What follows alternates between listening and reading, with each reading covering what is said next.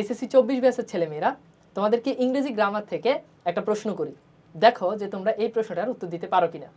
তো প্রশ্নটা হচ্ছে, তোমরা আমাকে বলো তো টু এর পর ভার্বের বেস ফর্ম বসে নাকি ভার্বের আইএনজি ফর্ম বসে। তোমরা অনেকেই নিশ্চয়ই ডিসাইড করে ফেলেছো যে টু এর পর ভার্বের বেস ফর্ম বসে। আমিও তাই জানতাম যে টু এর পর ভার্বের বেস ফর্ম বসে, কিন্তু এই জিনিসটা আসলে সবসময় সত্য নয়। এই জিনিসটা তোমাদেরকে এখন খুব সুন্দর করে বুঝাবে আমাদের সবার প্রিয় Mohsin sir. So sir, okay, thank you sir. Hello my dear students, আমরা যে কনফিউশনটা নিয়ে আসলে এখানে হাজির হয়েছি সেটা আমরা অনেকেই কিন্তু ভুল করি, ছোটবেলা থেকে পড়ে আসছি।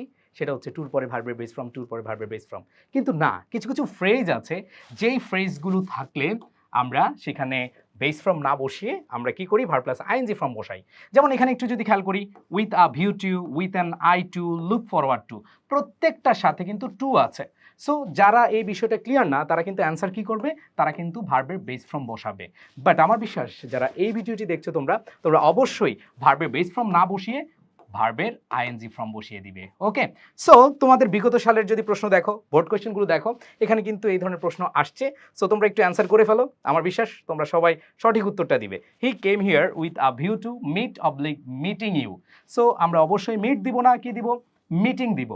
এর সাথে আরেকটা কনফিউশন ক্লিয়ার করে নেই, সেটা হচ্ছে অনেকেই ভাববে যে মিট কারো সাথে দেখা করা, সাক্ষাৎ করা, তাহলে কারো সাথে বোঝালে উইথ হয়। কিন্তু মনে রাখতে হবে, দেখা করা অর্থে, সাক্ষাৎ করা অর্থে অবশ্যই মিটের সাথে উইথ হারাম, ইটস হারাম ব্রো, এটাকে কি করে দিতে হবে, কেটে দিতে হবে। সো ব্যবহারের ক্ষেত্রে এই জিনিসগুলো আমাদের বুঝতে হবে। আমাদের ইভিআই কোর্সে আমরা ঠিক এমনভাবে পড়াবো যেখানে তোমাদের বাংলা, ইংরেজি, আইসিটির 100 না 500 মার্কের পূর্ণাঙ্গ প্রস্তুতি হয়ে যাবে।